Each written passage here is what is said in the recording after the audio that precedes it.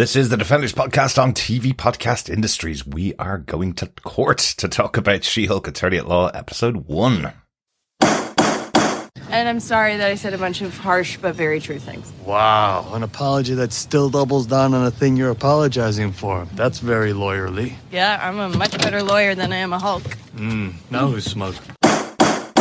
Welcome back, fellow Defenders, to TV Podcast Industries, talking about She-Hulk Attorney at Law episode 1, the first of a 9-episode season. I'm one of your hosts, Derek. Hello there, fellow Defenders. I am one of your other hosts, John. And rounding out this legal crew, I am Chris. Nice. Will we get all of our lawyer stuff out of the way at the start of this, or will we drop lots of different law terminology throughout the season, do you think? I object. That's it. That's all we have. There we go. Yeah. Order in the court. Yeah. Well, I'm glad you all stood when I entered the room anyway. Excellent. Yes, we always stand to attention when you enter the room. And I'll make sure to wear my barrister wig as well. Okay, excellent. Mixing UK law and US law there. I guess so. Yeah, good stuff. The first comedy show from Marvel here with She-Hulk. Yeah, I guess so. Yeah. I mean, it's not like laugh out loud, ha ha ha, all the time, but it's just good fun, chilled, and actually, I think it's just very simple storylines, but just kind of easy, digestible TV, really good fun. Mm-hmm. I guess they're setting up various different elements here. Obviously, the big one being the introduction of She-Hulk here, or as we like to know her as Jennifer Walters. Mm-hmm. Absolutely. And I know WandaVision, of course, did have its comedy episodes to begin that season, but this is truly advertised as the comedy coming out of this. Yeah. Yes, a lot of breaking the fourth wall as well. Yeah, it reminds me strongly of Ant-Man. Mm-hmm. That's the vibes I get, where Ant-Man had comedic moments. It also had action moments. Yeah, exactly. It also had superhero moments. So it very much reminds me of that, with a sprinkling of, as John said, fourth wall breaking, which I think will play out later, kind of deeper into it. But overall, it's a fun romp for like a quick 30-minute show. Exactly. It's great. And speaking of bite size, just to let our fellow Defenders know, we will not be covering I Am Groot, the TV show. The 6 episodes did drop, all on, Marvel on Disney Plus last week. They're only, I think, 3 to 4 minutes long with 2 minutes of credits on each episode. They are very short and they all take place in between, Guardians of the Galaxy 1 and 2 while Baby Groot is coming out of his, pot, learning how to walk and then before he becomes teenage Groot, as we saw him at the end of, Guardians of the Galaxy Volume 2. So have had a look at them all. They are fun. There's a quick cameo from Rocket Raccoon as well. In the final episode, they're fun, but really nothing to talk about within them. The only thing I will say is Groot's a bit of a dick. Always has been. But it highlights it in a really fun way. You're like, oh, he's a douche. Mm-hmm. He's like, he's not even a nice one. He's like, I suppose, spoilers, he skins a bird for its feathers. Yeah. And you're like, just because it annoyed him and laughed at him, you're like, yeah, okay. But they can still be lovable. Our cat does that to birds. Not necessarily skins them, but, do you know what I mean? And you still ultimately have them on your lap, sort of cuddled up, stroking them.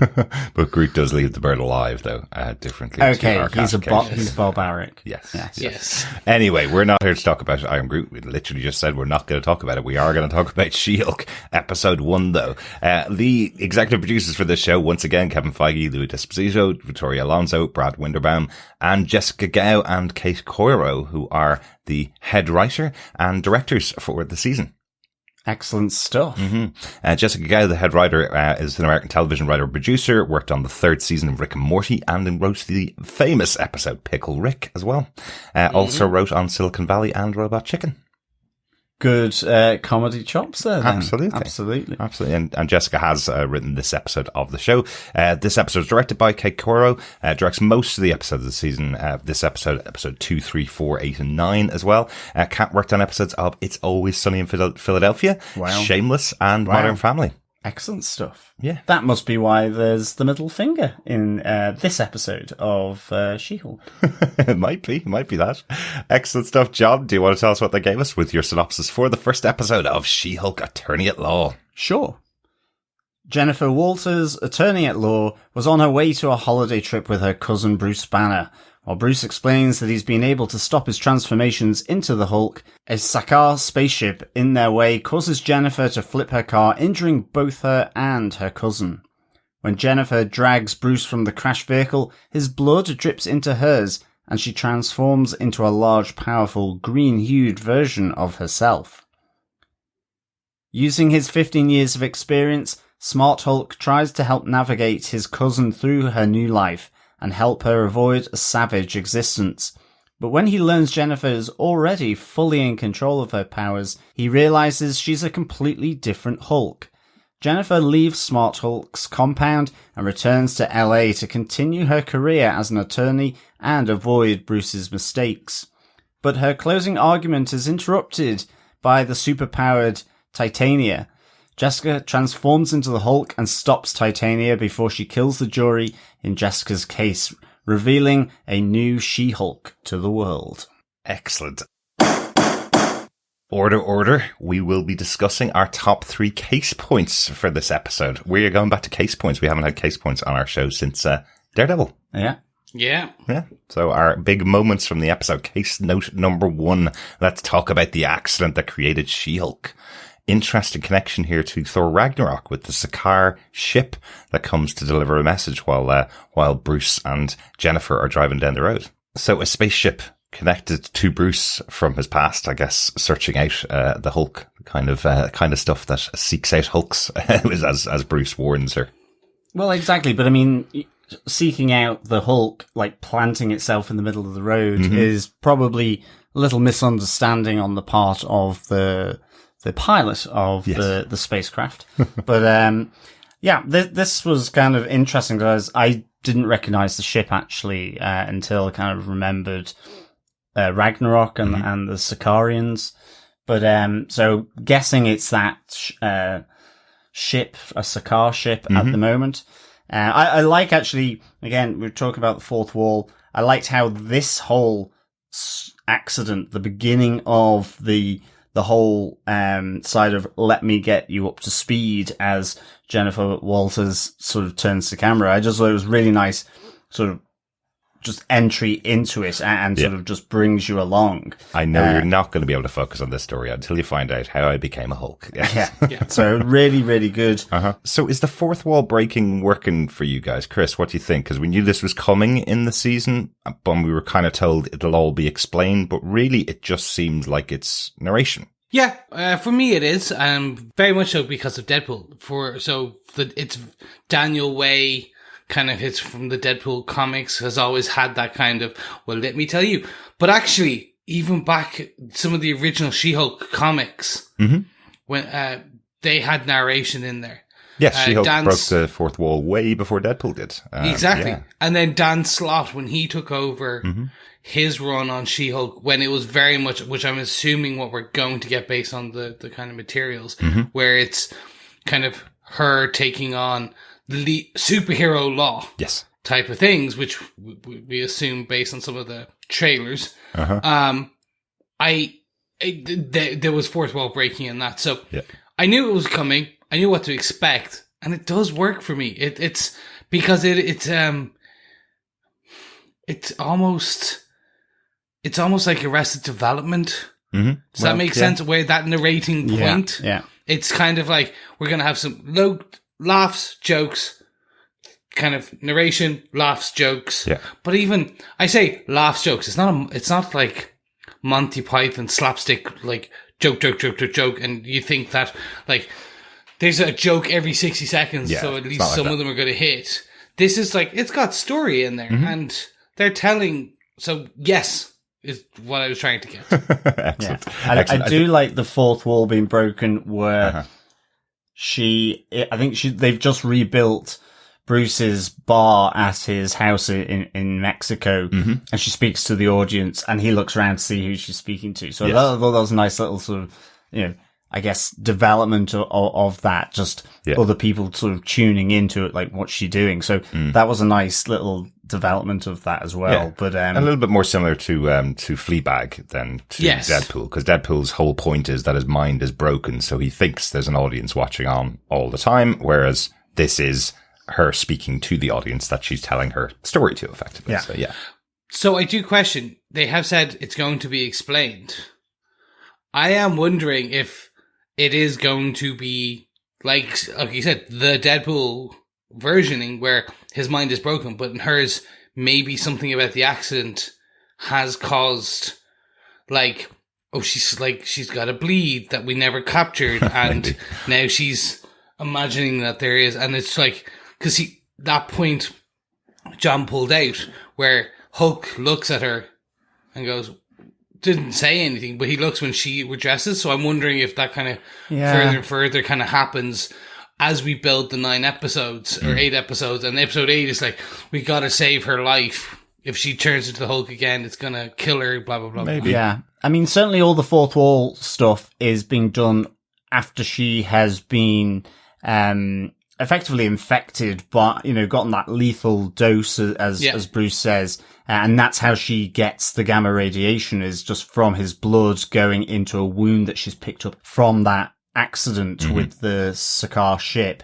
But I'm wondering if the breaking of the fourth wall is, so, you get the moment where Bruce is saying you don't have an alter ego. Yeah. So this is in some ways, it's more of a benign type thing. It's not this sort of absolute tension. It's something she can't really sense and so on, but it's almost like a tick that she's picked up from doing it. I mean, do you know what I mean? In that sense, because it would be going very dark if it's a bleed that they haven't picked up. But do you know what I mean? So I wonder if it's just something along those lines, possibly. Yeah. But because just the conversation with Bruce and Jennifer in the car, she's absolutely fixated on Steve Rogers' butt, America's arse. So, and his virginity. And his love life, exactly. Did he, didn't he? Yeah. So, I guess there's going to be that lighter side. So I wonder if the fourth wall breaking ultimately is about something to do with the gamma exposure rather than, but who knows? Maybe. It could just also be, the device that they're using here. Yeah, exactly. Well. Exactly. I don't think it's going to be as serious, and I feel like they're not going to need to explain it like we thought they did when we saw the original trailer. Just was interested to see what you guys thought of the fourth wall breaking, how it was incorporated in the show. Although here we also have a massive car accident causing a superhero creation, which is almost something that we saw in Doctor Strange, a much darker car crash in Doctor Strange. I love the fact that they incorporated the Cheetos flying through the car during the car accident to kind of lighten up the fact that these two were just flipping over and over in the air. I thought that was a really cool shot to see the Cheetos floating through the air, but put a nice little opening to the episode.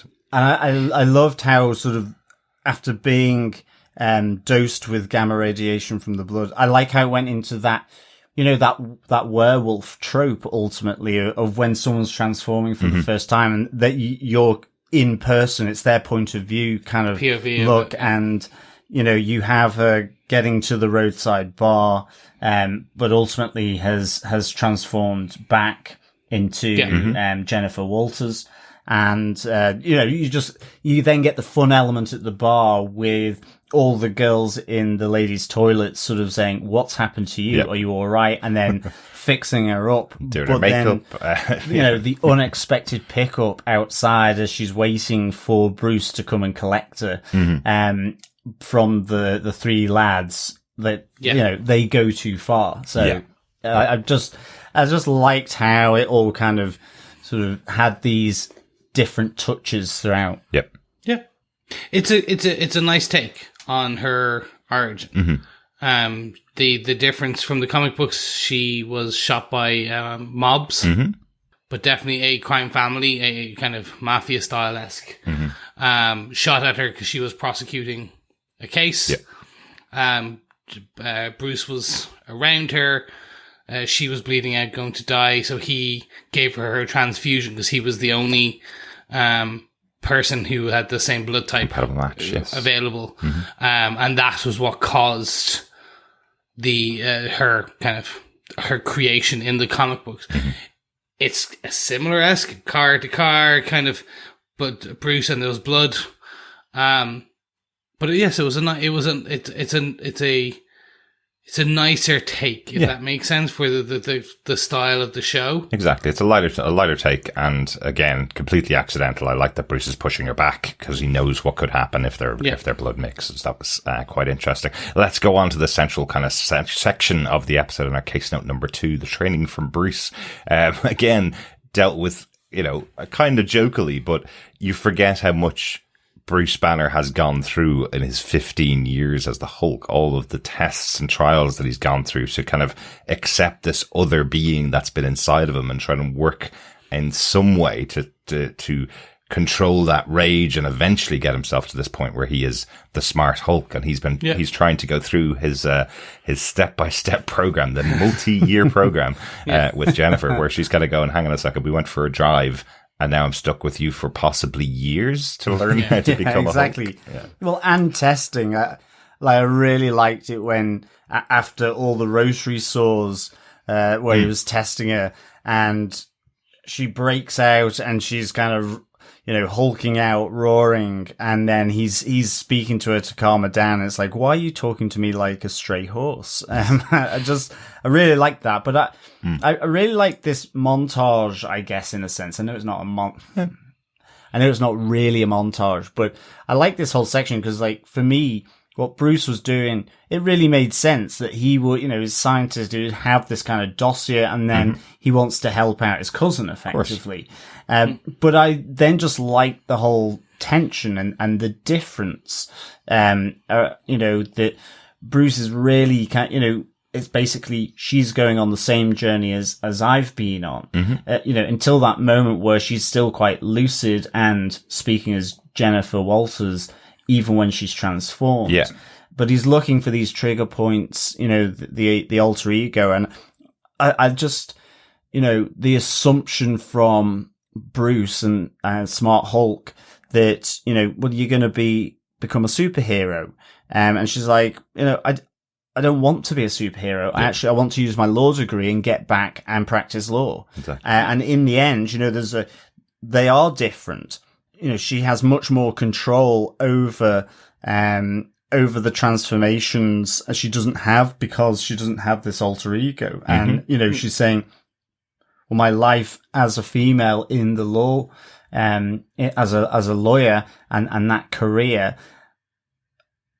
but also in the outside world, is stressful enough with everything I have to put up. I can deal with stress. We're different people, and I like the fact that the gamma radiation is affecting Jennifer a lot differently. Exactly. Yeah.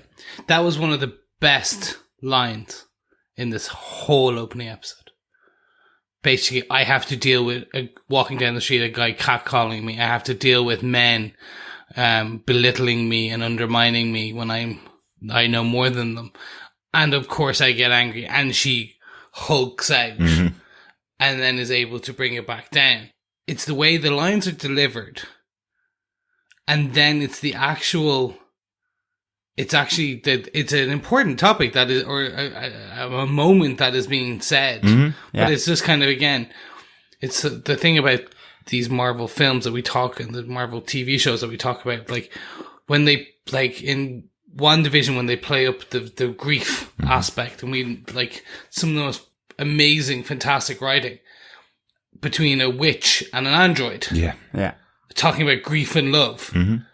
And in this, we're getting two hulking, gamma-infused, potentially, Avengers talking about essentially what it's like to be a woman and constantly have to keep your anger and your emotions in check and under control. And it was it's a 90-second piece of she gives it very quickly, But for me, it was like, oh yeah, that's probably what it's like for women. Like, even as a lawyer, I'm not a woman and I'm not a lawyer. But when you combine those things, I can imagine what it is like, especially in America, especially in that male-dominated society. Well, and you get a sense of it from her creepy colleague, the bloke at the attorney's office, and it's even that even Bruce, her cousin, or Smart Hulk doesn't listen to her. It ends up where they're having to have one almighty scrap between two Hulks in order for her to finally get her point across to say, right, I'm leaving now. And, that's the thing as well. And I mean, that fight element was just really, really good. I like in terms of with, the little cheap shots, like her pulling the palm tree back and just firing coconuts at him. It just kind of irritated him, really. Yep. To the Hulk clap from Smart Hulk, and then Jennifer, or She-Hulk, realizing she can do this pulsating Hulk clap, which was really cool. So I liked all that kind of fight, but ultimately its origin came from the fact she wasn't being listened to by Bruce. Yes, exactly. But of course, you're going to have two Hulks battle each other. If you have the meeting of two heroes, they always have to battle each other first, right? That's how you kick off a story. So, done really well here overall. It can't be oversold as well that this is two CGI creations going at it for an entire episode. That's very impressive. I think it looks so well for a first episode of a show. Like, I know Marvel have gone through such major problems because they're apparently putting really difficult timelines in the CGI studios. There's about 7 studios involved in this show just to deliver all of the CGI elements they have to deliver for the show. And I think they've done a great job here. This is still television and still not on the budget of some of their bigger movies. So I think they've done a great job creating She-Hulk and creating Smart Hulk here for the show. Yeah. Definitely could see Mark Ruffalo's face even better in this version of Hulk than we've seen him before on screen. You can see much more of his features within the Hulk. It looks really good. So great job to the CGI studio, I think. Yeah, and that's all. Anytime I've talked to people about this show, I'm excited that it's coming up, that CGI kerfuffle has come up a few times. And I'm like, yeah, it was early. It was ages ago. Didn't even pass my mind while watching this. Yeah. Going, oh, that looks a bit strange. Like, I'm like, yeah, it was, if I don't think about it, they did they've done an amazing job. Exactly. If I go, ooh, that's like, okay, you're getting your Oscar, Emmy level for CGI. But like, when I don't go, oh, that looks a bit weird, or why'd they do, like, then you've done the best job you can do. That is what you want from a CGI department, where you don't question and go, that looks a bit, like, they did fantastic here. Did a great job. Hats off. Did a great job. That is probably all of the training from Bruce. Our second point. I know the kind of big intention from him is that effectively he was going to share all of his wisdom with his closest cousin, and it all kind of fell apart when he learns that she actually is able to control it and is able to be a better Hulk than he has been able to be for 15 years. She returns to work, and we'll talk about that finally in our case note number 3. She returns to work as a lawyer in the DA's office and continues her attempted prosecution case, where she's going to be delivering the closing arguments in one of the big cases for the district attorney's office, but interrupted, as these things often are, by a villain or a super powered being crashing through the courtroom. Yes. Yeah. I am Titania. Yeah, she caused an entrance. I just really liked Nikki here saying, do your Hulk thing. And she's like, in court? Yeah, do it. And then there's just the whole, well, I'm not ruining the shoes and all this kind of stuff. And then, you get the big announcement, when Titania asks, who are you? She goes, I'm Jennifer Walters, attorney at law. Not quite the tagline for the show, but close. Exactly, that's who she still feels she is.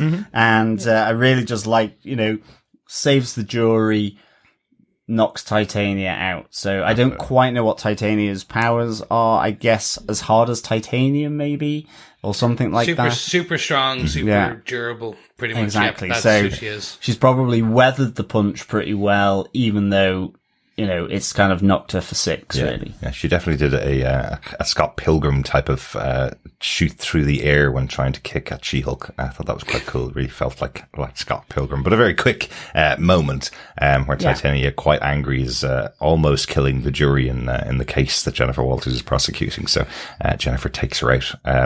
Very quick moment, but closes out the episode exactly where you wanted to. She-Hulk is back as attorney at law. Exactly. And it's just simply events, how, in this case, Titania bursting into the courtroom has undermined what Jennifer wants to do, which is simply be Jennifer and practice law. Yeah. And the events have forced her to reveal herself. Exactly. You know? Exactly. So, yeah. Good stuff. That's the 30-minute episode for She-Hulk. Any notes that we want to talk about? Anything else we didn't get to? Quick one for myself. So it is a mutation in their blood that they share that allows them to synthesize the gamma radiation, as said by Hulk. This is a cool little nod to Paradise X, Universe X, Earth X. Okay. Storyline where it's all about like the mutations in the blood that kind of cause mutants and superheroes. So like Steve Rogers has a special mutation that allowed him, when he got the super soldier serum, to metabolize and become superhero and not die. Everyone had a mutation in the Marvel comics at some point, didn't they? And then it was like, we've got way too many mutants in here. Yes. So this is a cool kind of call to that, and especially since we also got Ms. Marvel, where there's potentially talk of mutants in that series as well.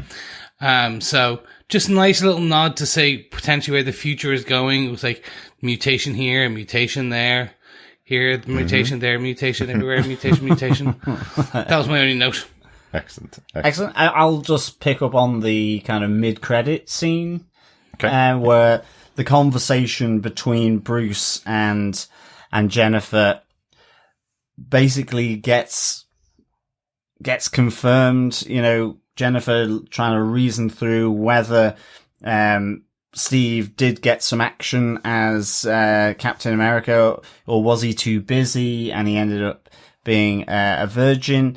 But no, we learned that Steve wasn't a virgin, and America's ass did get some love.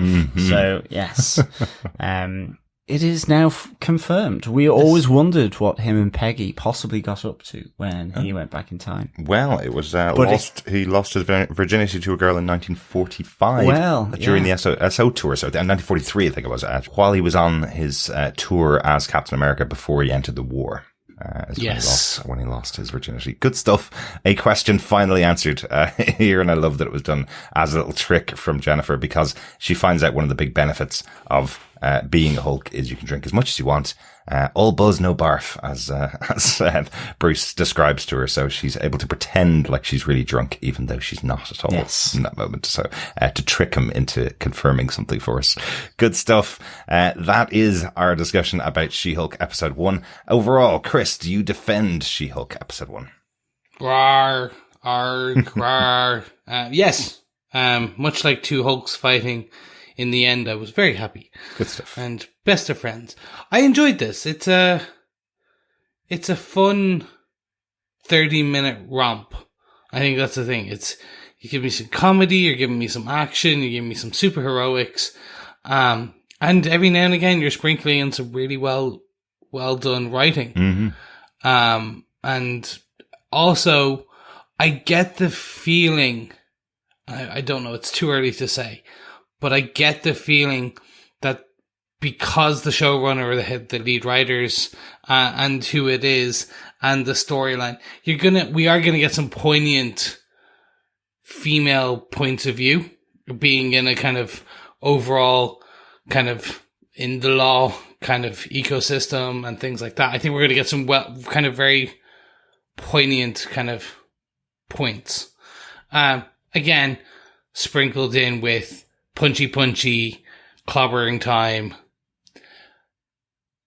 again, was sprinkled in with some punchy green mayhem. It's gonna be fun. Yeah. So overall, yes, I defend. Interesting. We heard Jennifer say that since she transformed, there's been no hulking moments up until that moment in the courtroom. So nothing for the 5 or 6 months since she transformed into She-Hulk. We heard that right at the start. So we are now going to see that play out in the rest of the series. How about yourself, John? Do you defend She-Hulk episode 1?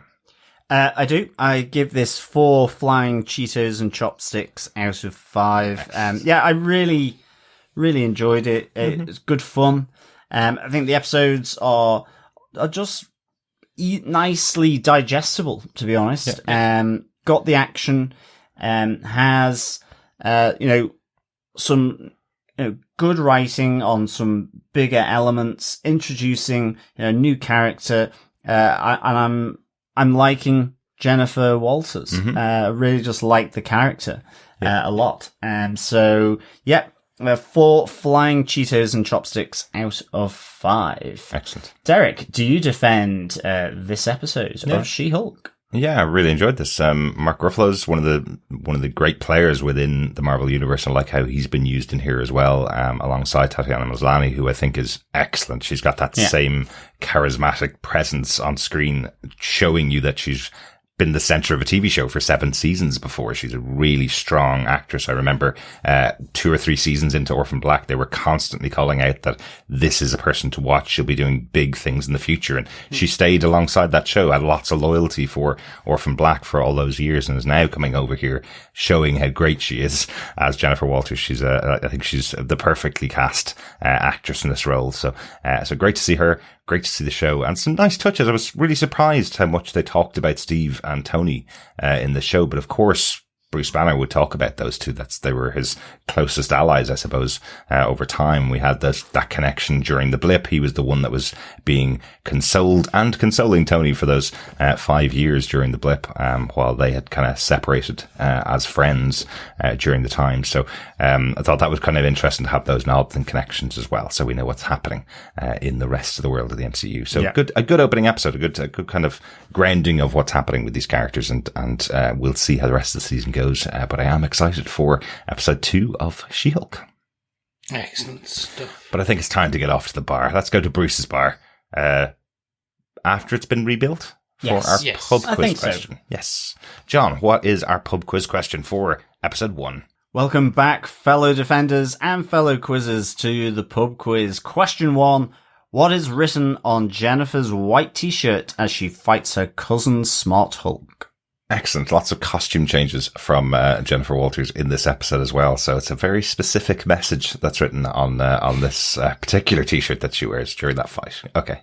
It certainly is. Good stuff. Good stuff. Give it one more time, John. I certainly will. What is written on Jennifer's white t-shirt as she fights her cousin Smart Hulk? Remember, fellow defenders, fellow quizzers, send in your answers to feedback@tvpodcastindustries.com, and you'll be in with a chance to win some goodies from the pub quiz. Absolutely. 9 questions, obviously coming for the 9-episode season. This, I think, is our last pub quiz of the year, if I got that right. It certainly is, I think. Good stuff. So make sure you're in with a chance of entering that pub quiz.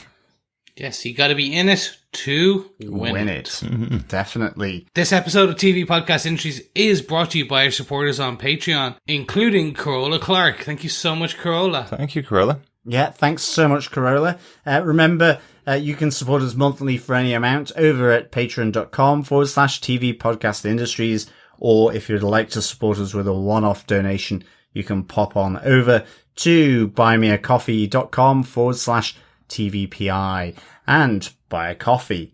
Absolutely. And of course, any support is very welcome, as well as subscribing and sharing the podcast and sharing it with your friends, family, cousins, you name it, because sharing the podcast is, of course, what, Chris?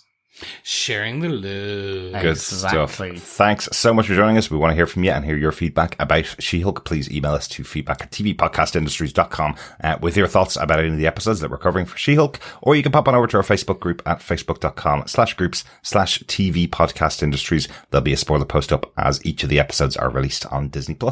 Yes, so don't forget to head on over to tvpodcastindustries.com to subscribe so you don't miss any of our future podcast. This is just the beginning of the She-Hulk podcast on TV Podcast Industries. We'll be back with episode 2 very soon. Thanks so much for joining us. Talk to you next time. Yeah, thank you so much, fellow defenders, for joining us for our chit-chat about She-Hulk, Attorney at Law. But remember, in between, keep watching, keep listening, and keep defending, but also stay strong. I'm off to watch Inside Out again. Bye. Bye.